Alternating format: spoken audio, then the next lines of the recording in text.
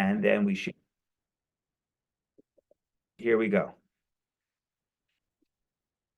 Vayigash is the name of the parsha. Vayigash means, and he approached, and it is found in Genesis chapter 44. Judah approaches Joseph to plead for the release of Benjamin, offering himself as a slave to the Egyptian ruler in Benjamin's stead. Upon witnessing his brothers' loyalty to one another, because what do you see? Judah, who was responsible for the sale of Joseph.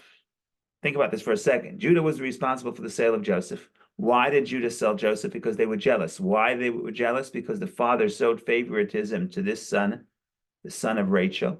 So they were jealous and they sold their brother. Now a very similar story is happening.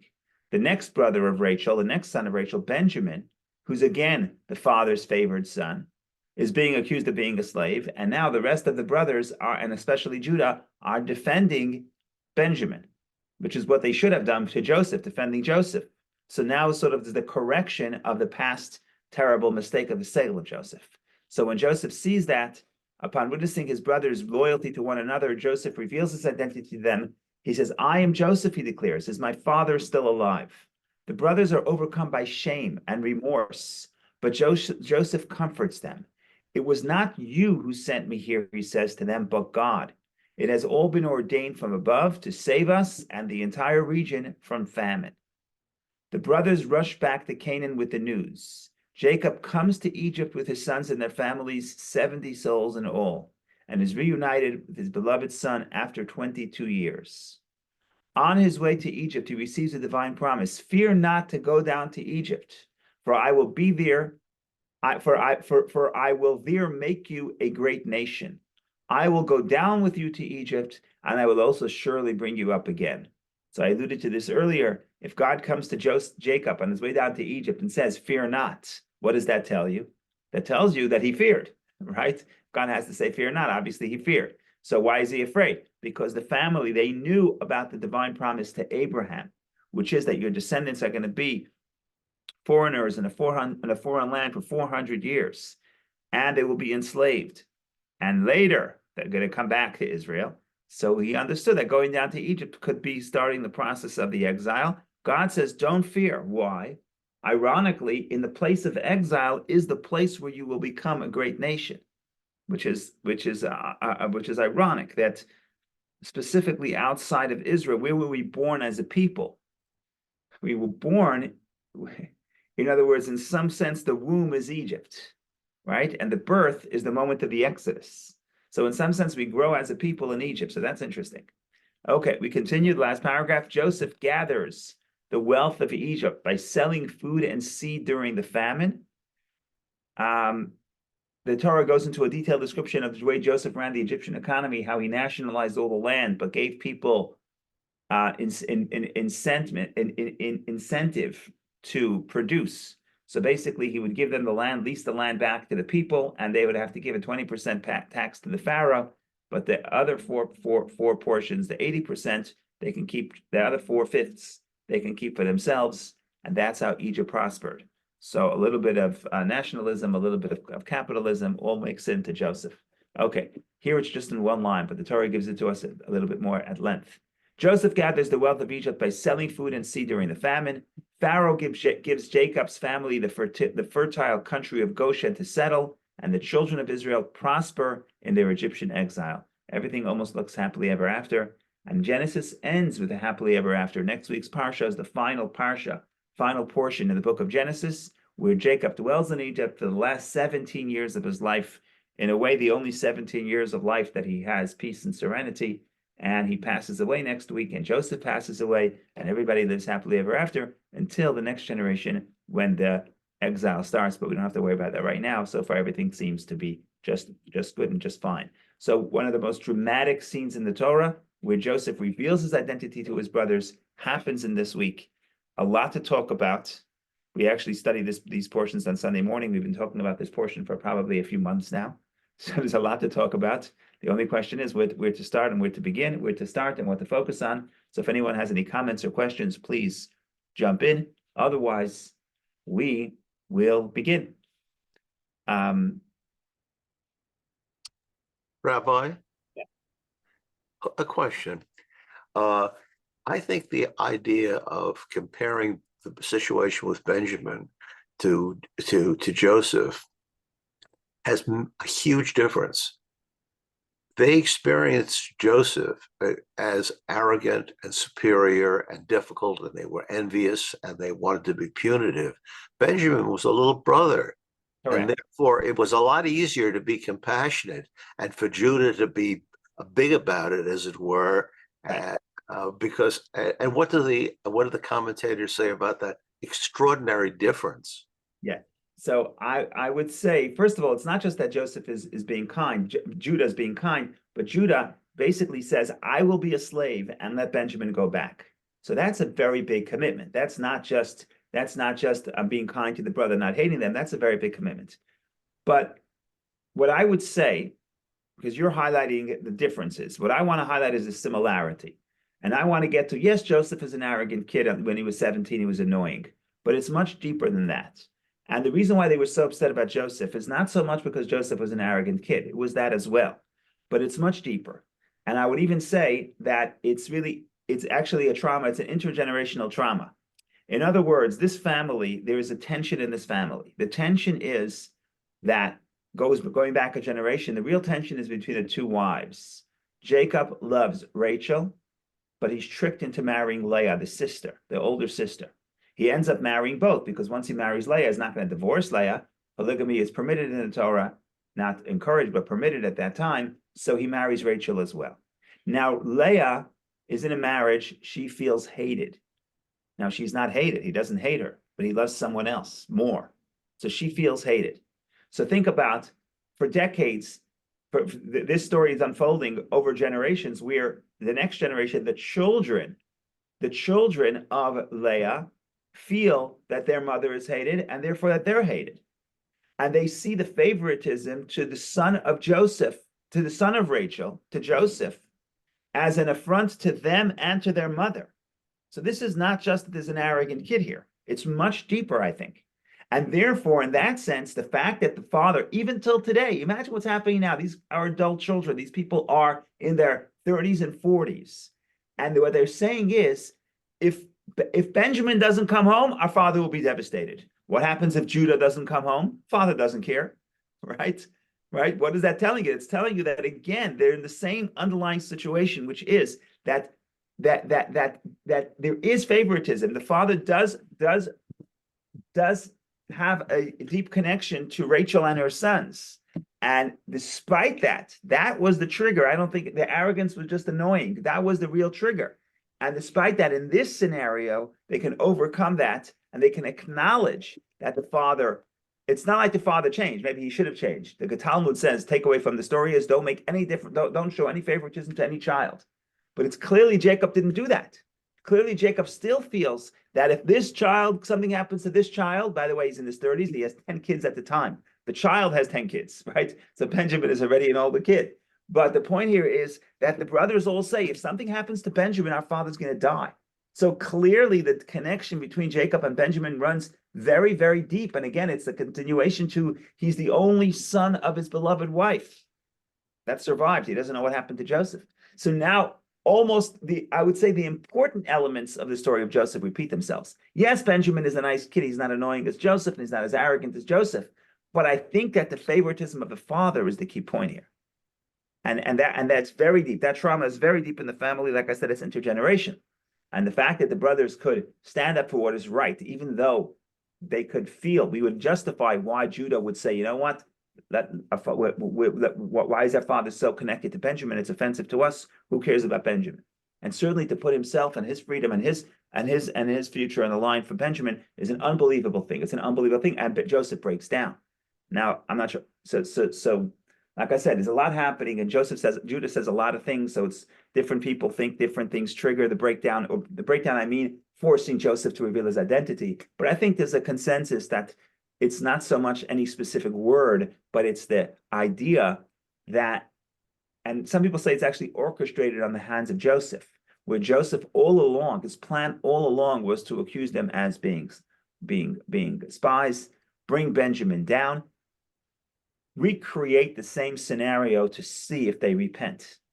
And why is that so important? Because let's say you could imagine, a lot of people ask, how come Joseph, once he rises to power, he's been in power for at this point for 9 years, 7 years of famine and 7 years of plenty and 2 years of famine. So he's in power for 9 years. So a lot of people ask, why doesn't he send a messenger to his father? He's the second in the command of the most powerful kingdom in the world at the time. He certainly could afford a stamp or a runner to go tell the father that he's alive. So everybody wants to know, why doesn't Joseph tell his father he's alive? And I think that the consensus of most people would say is that if Joseph tells his father he's alive and he reveals his identity to his brothers, what happens then? So then the brothers say, "Oh, we love you. We're going to embrace you. Come back into the family." Why? Because he's the most powerful person in the kingdom. So they have no choice. But Joseph doesn't know, would not have known whether this embracing of him is in fact genuine. And next time they go to Thanksgiving and everybody's sitting together and all the brothers say, "Oh, Joseph, we love you. We have repented." He doesn't know that it's sincere. Of course they love him. He's the king, or the second to the king. Of course they embrace him. But there's no way to know that this is real. So the only way Joseph therefore withholds his identity, revealing his identity, he does not tell them who he is until he sees that they have been transformed. And if they have been transformed, then now, when he will tell them, "I'm your brother," and they'll reunite in the family, now the reunion will be sincere. So that was very important to him, not just to say, "I'm alive," but really to rehabilitate the family. And the rehabilitate the family could only happen when the brothers have changed and the brothers have transformed. So that is a lot of what's going on here behind the scenes. Because again, the Torah doesn't necessarily tell you Joseph's motivation; just tells you what he did. We have to try to construct and put together what that motivation was. Okay, so that's one important point. Another big idea that we discussed on Sundays, but I'll say it again because I think it's very powerful, is, hopefully we can track, I did this a few weeks ago on Sunday. So for those who are here, I'm just going to do a brief repetition. What is absolutely astounding in Joseph's attitude toward his brothers is not only does he not hold a grudge. Okay, that's a grudge. That's nice. He doesn't even try to give them any guilt. In other words, he says, "I am Joseph." The brothers are shocked. The brothers can't speak. They're startled. Okay. Joseph then tells them, "Don't be upset that you sent me here," which is interesting. Why? Because even though you had a terrible intention, nevertheless, God had a purpose for sending me here, a good purpose, and that purpose would be so I could save the family, and as a side, also save all of Egypt. But that's another story. So Joseph tells them something very powerful. He says, don't be sad because something good came out of that. But that's not all. Joseph says something even more radical. And what Joseph says is, if you look at verse 5 that I'm showing here on the screen, or I hope I'm showing on the screen, and we talked about this on Sundays, Joseph says, okay, let's read a few verses here. So I'm sorry, it's the next one. So verse 3, Joseph said to his brothers, "I am Joseph, is my father still alive?" But his brothers could not answer him because they were startled by his presence. So he says, "I'm Joseph, is my father still alive?" He wants to start a conversation. There's no conversation. They're shocked. So now Joseph has to speak, has to reassure them. So verse 4, then Joseph said to his brothers, "Please come close to me." And they drew closer. And he said, "I am your brother Joseph, whom you sold into Egypt." Wonderful. I like that. Statement 4 is a statement of fact. Now we have to figure out, what do we do about the fact? How should I feel about those facts? So now we go to verse 5. Says Joseph, "But now do not be sad, and let it not trouble you that you sold me here. For it was to preserve life that God sent me before you." In other words, he's saying, God sent me here to preserve life, even though you sold me here, but God sent me to preserve life. So don't feel bad. Then when we go to the third reading, we turn the page to Genesis chapter 45, verse 8. As he mentioned on Sundays, this thing is probably the most radical thing that any person could say, or Joseph could say. What Joseph says And now you did not send me here, but God. And he made me a father to Pharaoh, a lord over all his household, and a ruler over the entire land of Egypt. But that's a very radical statement. Joseph chooses to look at the story not as the brothers sold me, even though that's factually true, as he mentioned in the previous verses, in the previous statements. It's factually true that the brothers sold me. But here he says, you did not send me here, God sent me here. So he's making a choice to look at the divine purpose and the divine purpose that the goodness that occurred through their negative action, even though the brothers themselves did not have a positive intention, but something good came through it. And Joseph says, you know what? I'm going to choose to look at it that way. Now, I want to just focus on this word for one moment. There's a contradiction. In verse 4 that we read earlier, the verse says, Joseph says, I am Joseph, your brother, whom you sold to Egypt. In verse 8, he says, you did not send me here. The brothers did not send me. It was God. So I ask you a simple question. Did the brothers send me or did the brothers not send me?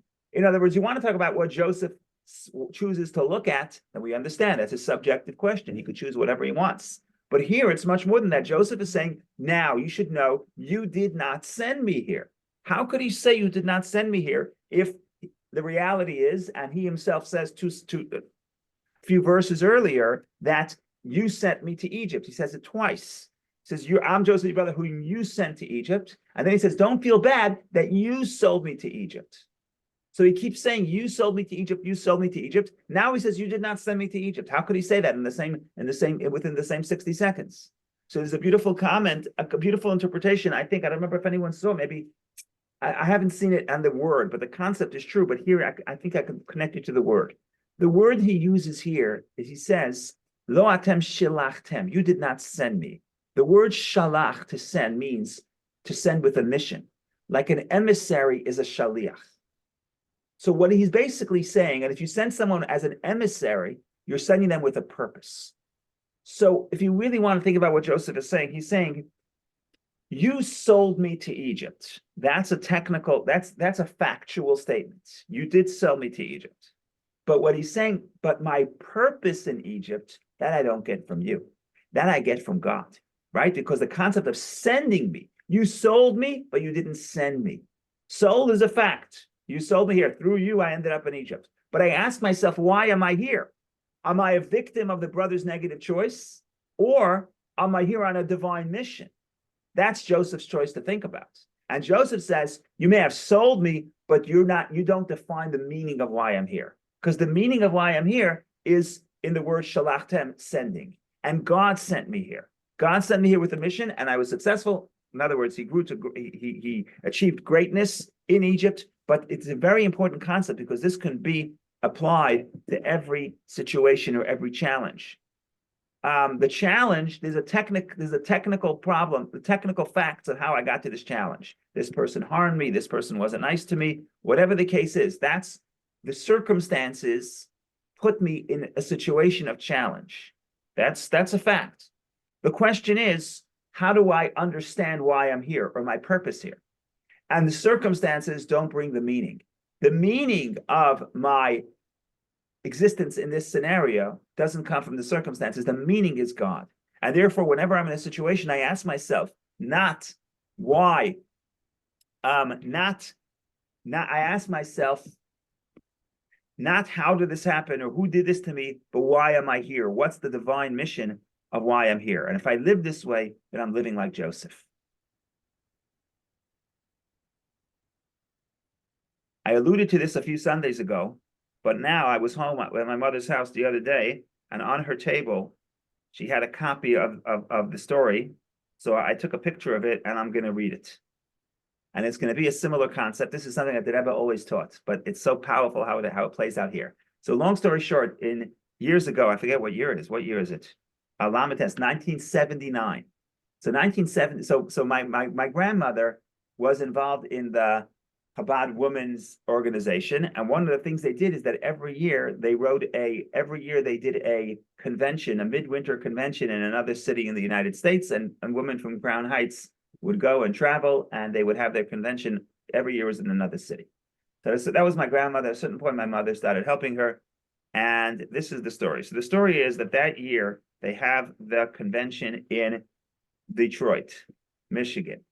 And lo and behold, the convention is over the weekend, and it comes to Sunday. And Sunday, there is a terrible snowstorm. And all the women are stuck in the airport in Michigan. They all have to get home. I remember when my mother would go, basically, we ate pizza and hot dogs for the weekend. So, because my father wasn't a great cook. So we were very happy. So the women have to get home because, it's not, the fathers can only serve pizza and hot dogs for so long. So the bottom line is, they called the Rebbe's office, my grandmother, and they said, we have a problem. The problem is the snowstorm, all the flights are canceled. And I quote my grandmother, we're stuck in Michigan. We're stuck. Okay. Now, as you will see, the Rebbe does not like that word. So the Rebbe writes to them like this. The Rebbe was a little bit upset, or a lot upset. I'm going to try to translate over here. He says, it is a great wonder, underlined twice, a great wonder, the great underlined twice, that after we speak and we study at great length, many times the teachings of the Baal Shem Tov, founder of the Hasidic movement, what does the Baal Shem Tov say? That everything that happens in the world is a lesson in the service of God. Then the Rebbe says, and certainly those people at the convention, actually the speakers at the convention actually preached this and actually taught the teaching of the Baal Shem Tov, that everything that happens in the world is for a reason. So when something happens to them, and the intention is clear why it happened, they're looking for strange interpretations of those facts. They feel that it's here to cause them pain. But so they're looking everywhere except for the simple, straightforward interpretation, which is now they have more opportunity to continue the theme of the convention to spread Judaism in Michigan. And he says now they have the merit and the fact that there's an unbelievable snowstorm is a sign from above that they're in the airport, they have access to the press, they could continue spreading their message, and that's why it happened. So this is just it seems like a silly example, but this was an example from real life, and this was the Rebbe's attitude. You're stuck in the airport. You're not stuck in the airport. You're stuck in the airport because the plane is delayed or because the snow came down. That's the technical aspect. But that doesn't explain the meaning and the purpose of why I'm here. And if you ask yourself, why am I here? Who sent me here? Sending implies there's intentionality. Sending implies purpose. The purpose of why we're here doesn't come from the circumstances. The purpose happens. The purpose comes from Hashem, from God. And therefore, there can always be something positive within that circumstance, within that situation. So that is something to think about. And again, Joseph, one of the most dramatic stories in the Bible is Joseph. But there's so many different angles. One angle is Joseph's choice. Joseph's choice is, yes, I know circumstances led me here. I know you sold me here. You sold me here, but you didn't send me here. You sold me here. But the sent, which implies purpose, which implies intentionality, and which implies the reason why I'm here, and the opportunities that lay for me here, that has nothing to do with the brothers. That has to do with God. And that's why my job is to find those opportunities and find those purposes and be able to fulfill the mission in that space. And that would actually lead to the ultimate solving of that tension. So I think that's a very profound idea. So that's the first thing. That's one of the big ideas I wanted to mention today. Beyond that, we can go to some of the specific discussion about Judah's conversation with Joseph. There's a lot to say because it's very detailed, but I'm going to try to do something a little bit brief. You know what? Let's do. I'm going to try to do something brief, but before that, I want to say one more point, which is a beautiful point, and I'll go back to the technicalities. So the big idea, one more big idea, is a doctor mentioned earlier that Joseph, in the beginning of his career, the beginning of the story, he's 17 years old, he's arrogant, he has dreams of greatness, he flaunts those dreams, he goes to his brothers, he tells them, I have a dream, one, and they're upset. He doesn't realize that they're upset, or he doesn't care, and he comes back to them, and he tells them the dream again, a second dream, and now they're really upset at him, and generally this person is very self-centered. Do you want to talk about Joseph? Years later, so we can talk about how all the characters in the story are develop and transform and grow. But look at Joseph's growth. If you look at Joseph's growth, you will see that over time, he becomes more and more humble because he realizes that what happens to him is really by the blessing of God. And if you track the three series of dreams that we had in the last couple of portions, the first dream that he has, the brothers, and he tells it to his brothers, he's in the center, everyone's bowing to him. In some sense, he is the God. Then you get to the second series of dreams where he interprets the dreams for Pharaoh's ministers, the cupbearer and the butler, and the butler and the baker. And there, before he interprets the dreams, he says, tell me the dream. He says, interpretations of dreams come from God. Tell me the dream. In other words, he acknowledges once that God will help him interpret the dream. So he acknowledges God's presence. Then when he comes to interpret the dreams of Pharaoh, there every step of the way is mentioning God. He says, it's not me. Pharaoh says, I heard that you're a dream interpreter. He says, no, it's not me, Biladai. It's without me. It comes from Hashem. And throughout the interpretation, every step of the way, he's mentioning God's name. It's not me, it's God. And you see where he changes in the sense of putting himself in the center of attention. Now he realizes he attributes his success to Hashem. And that takes years to develop. But that's the trajectory of his development. And therefore, at the culmination, when he sees his brothers, and he has a choice, he could look at this scenario and say, I'm right now choose to look at what my brothers did to me, which was terrible. But then he chooses not to look at what the brothers did, but he chooses to look at the hand of God. So that is something of putting himself out of the picture and realizing the greater picture and realizing there's a lot beyond himself or even beyond his brothers is a divine purpose. And that is one way of tracking Joseph's own development throughout the story. Okay. So that's the big idea. So I said two big ideas. Now we have 5 minutes left. We'll give some details, specifics. And the specifics, we're going to open up the conversation here and we'll take us back to last week's portion. And hopefully we get some insight into some of the events of last week, but we get it by this week. Here's the problem. Now, like I said, I'm giving a qualifier. It's not necessarily a problem. There are two schools of thought. One school of thought is that this is totally not a problem.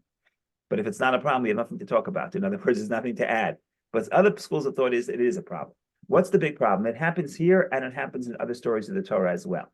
So we have events that occur the first time, and then we have how they're retold the second time. And almost always in the Torah, if a story is retold, it's told very, very differently. The same story is told very differently. And I'm going to show the case in point right here. In other words, in this story, here's what we read last week about what actually happened. And then this week, there's a summary of the story. Why is there a summary of a story? Because Judah approaches Joseph and he says, let me tell you what happened. Let me tell you our history. And he recounts the history, but he recounts the history different than the way it first unfolded. And the question is, what does that mean? Why? Was he being honest? Was he being dishonest? And there's so much to say about this. I'm going to try to be brief. One of the big differences is, let's read verse 18 and 19, the first two verses of the Parsha. Then Judah approached him and said, he approached Joseph and said, please, my Lord, let now your servant speak something into my Lord's ears, and let not your wrath be kindled against your servant, for you are like Pharaoh. So this is an introductory verse. He says, please let me speak, don't get upset. Okay, verse 19. My Lord asked his servant, saying, have you a father or a brother? And we said to my Lord, we have an old father and a young child of his old age, and his brother is dead, and he is left alone of his mother, and his father loved him. The story as told by Judah to Joseph, is that Joseph was the one who asked them, do you have a father or do you have a brother? That's the way that Judah says the story. The problem is that the first time around, that's not the way the story appears. The first time around, what happens is that Joseph tells them you are spies. He doesn't ask them if you have father or brother. He comes and tells them you are spies. And they then to defend themselves, they say, well, let me tell you who we are. We have a father, we have a brother. So it seems like it's not such an important detail, but the facts are different. In other words, Judah tells Joseph, you asked us for our father and our brother, whether we have a father and a brother. In other words, you were picking on us all along, and basically this whole idea that you say that Benjamin stole, you're just framing him, and you were framing him from the beginning, right? That's what Judah is implying. The problem is that when you read the story, the first time they never really said. Judah never really asked them, "Do you have a father and a brother?" I'm sorry, Joseph never really asked them, "Do you have a father and a brother?" Instead, Joseph said, "You're spies," and they sort of volunteer that information. So that is the difference that Judah tells Joseph. Now, it's not like Judah could lie because Joseph is right there. Joseph could have said that's not what happens. Okay, so that's the potential problem. Now, some people say it's not a problem at all because it's not so important. The Torah doesn't have to tell you every single thing that happened. The first time around, he also said that probably Joseph also initiated the question, even though it doesn't say it that way. So it's not a big problem. Others say it's a big problem. In other words, it's a big change. It's not what happened. So let's think about this for a second.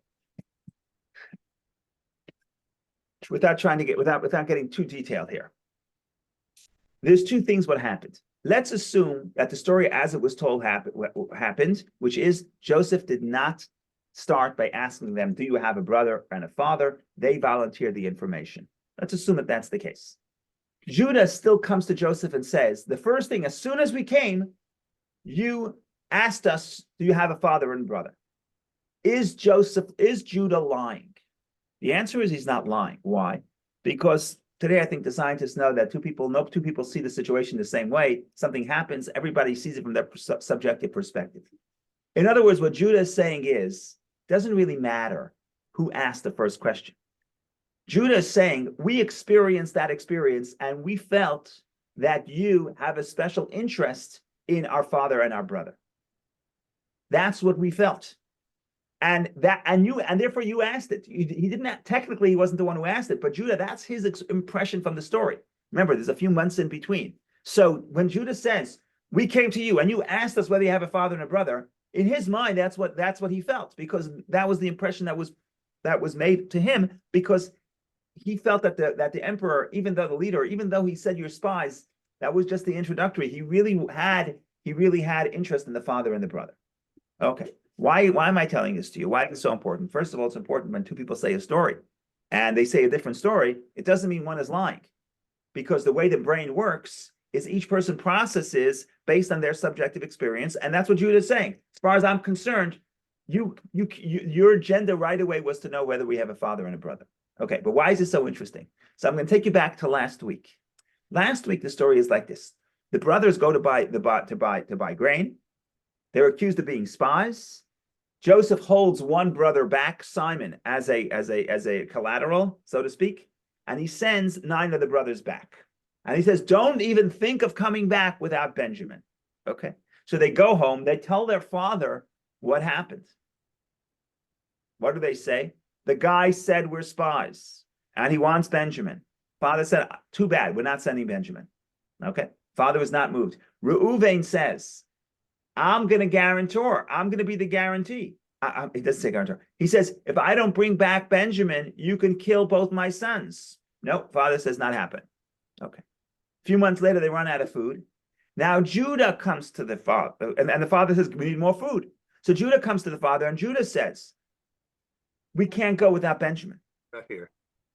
So then the father says, why did you do evil to me? Why did you tell him that you have a brother Benjamin?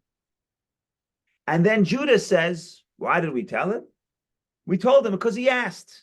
He asked about us, about our family, and he asked about our birthplace.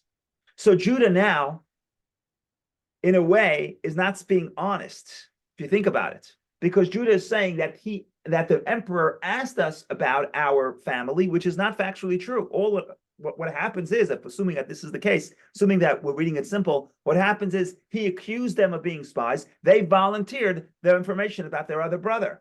So why is Judah telling his father that Joseph asked about our father and our brother? So again, you could say he's not being honest. He's defending himself not being honest. Or you could say Judah's not lying. Again, what Judah is saying is, this guy told us we're spies. That's nonsense. We sense that the guy cared about our brother and our father. That's what he was looking for all along. Why is that interesting? because that explains perhaps why Jacob agreed to send Benjamin to Egypt. The first time around, Reuven says, you can kill my 2 kids and if I don't bring him back. In other words, that's basically saying I'm the guarantor. Father did not respond. Now, when Judah says, I'll be the guarantor, father says, okay. What's the switch? What happened? So it's possible that the big switch was that now Jacob has new information that he didn't have. He didn't tell him right away. What's the new information?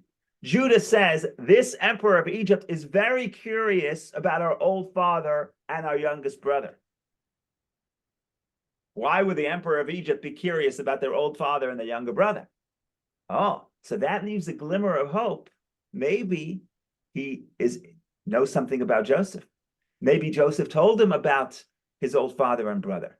So actually what happens is when Judah says, I feel that guy all along, this whole idea of framing us and accusing us of being spies, I feel that really what's happening here is that person, that emperor has an interest in a father and a brother. That is actually what caused Jacob to have a glimmer of hope and say, you know what, take Benjamin, let's see what happens. Because otherwise you say, what changed? Why did he change his mind? How was Jacob persuaded by Judah if he wasn't persuaded by Reuben? So that's just a little bit of details, but it's important to understand that when things happen and people tell stories and you say, it's not true, it didn't happen that way. It doesn't really matter what happened. What matters is the way people remember is the impression that it made based on their own perspective and based on their own the impression that it made upon them. And in this case, that was actually what caused Jacob to have that glimmer of hope and therefore send Benjamin, and the story ends in a happy way. Okay, so this is a lot more to say about the story, but enough for today. So we had 2 big ideas and we had some specifics. So I hope everybody has something to take away for the weekend, for Shabbos. Thank you all for joining. Have a wonderful, wonderful day.